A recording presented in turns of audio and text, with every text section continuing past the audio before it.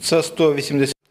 This is 188th day of Ukraine's resistance. Ukraine Media Center, Ukrinform. Vasil Samofalo. We will be discussing our safety after September 1st. We will speak to Andrii Nebytov, the head of department of Kyiv Region Police. Our first question: what we should await since September 1st, and how can we make sure we are safe? Thank you so much. The question is indeed very important, and it has to do with all of our society. Since certain events were happening in Kyiv region, we have made some changes in our activity to ensure safety of our children while they get their education at school. First, unfortunately, we are having to provide training on how to behave during the war.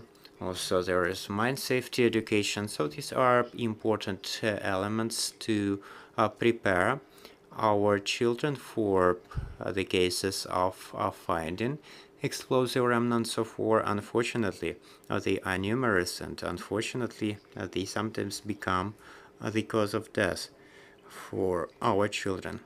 Also, we are developing our project that has started in Bila Cerkva. First, a year ago, 30 juvenile policemen were trained to join the educational process.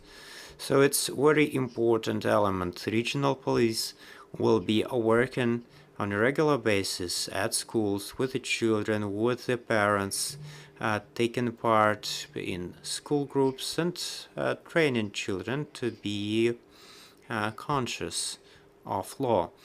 Our idea is to have this patriotic citizens, and we can accomplish this goal if we educate our children since the first year of their education. Unfortunately, because of COVID-19, we could not fully see this result manifested. Even though in the 29 schools where this project was implemented, there were no serious law offenses. Therefore, we are going to continue this project.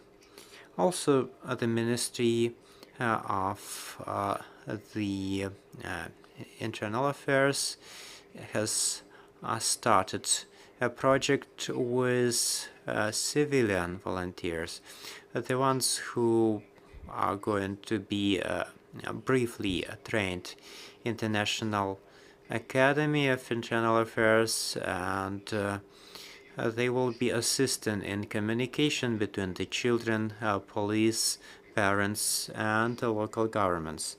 It's an important element to ensure safety of our children.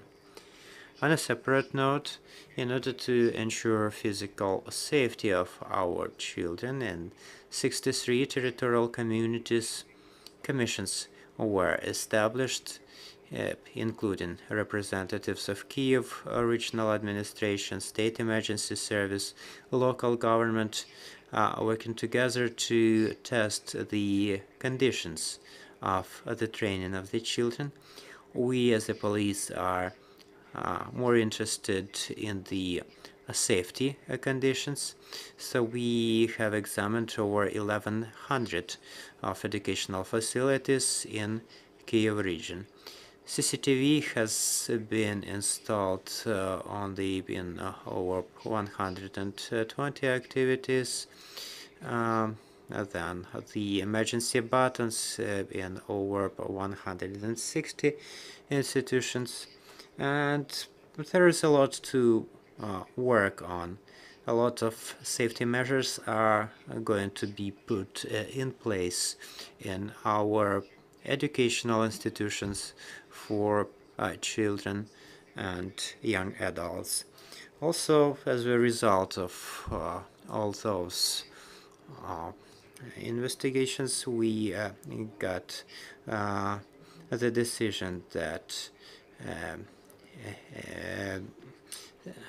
there will be 399 facilities working in mixed condition. There will be a certain number of facilities which is professional and technical higher education institutions. 22 of them will be also working using the mixed approach. We understand that it is necessary to have communication with one's peers, with the teachers, because this helps to build relations.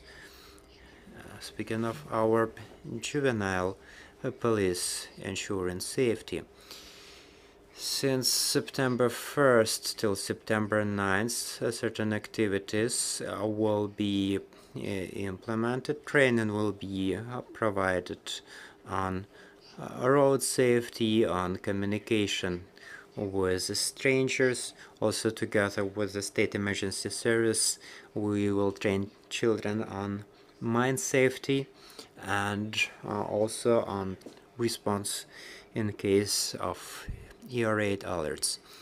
Also, there will be a program under the title Take a Child to School. This has to do with the children who have arrived from other regions where active hostilities are happening. The families in the difficult situation, they will be assisted by the police. And also educational facilities working offline and in the mixed mode, they will be protected by the patrol police that's going to be available 24/7, and in case of shellings, they will be visiting schools first, with the idea to provide medical aid and to ensure evacuation. And therefore we are planning to do this, and we hope this will be successful. So we have managed to take these measures and thus reduce by 30% the number of offenses committed by children, and to reduce by 40% the number of offenses against children. Unfortunately, there still are children who leave their families because of problematic relations with parents, or children who get lost. We see this as emergency situation. If we get a message about such a child, if within 3 months we are unable to find the child, we are using all the other parties to support us, including volunteers. So we have fortunately managed to bring back all the 332 children who left their homes. Thank you for your attention. Thank you for this exhaustive information. If there are any questions, we are ready to answer them, but I will start with the first one. When the 1st of September is approaching, many parents are afraid, and we need to work not only with children but also with parents. Are you doing that? And also, what are the criteria I should use to assess if my child is safe when my child goes to school? Let's use my personal example. I know that the local government and the administration of schools is doing this work with the children. Today, my wife is going to check out the bomb shelter where our daughter is going to stay in case of ER8 alert. And my older daughter is going to study offline in her lyceum. So to be sure, the parents need to communicate with their children's educational facilities, and they need to physically check the bomb shelter to see that there are proper conditions in there. Hello, I'm Elena Sapko, Ukrinform. You have mentioned the schools, and are you paying the same attention to kindergartens? Yes, I have included them when I spoke about educational institutions. So this includes schools, kindergartens, universities, everywhere where the children and adolescents are studying. Over this time of full-scale invasion, do you have any numbers about the children got missing and children dead in Kyiv region?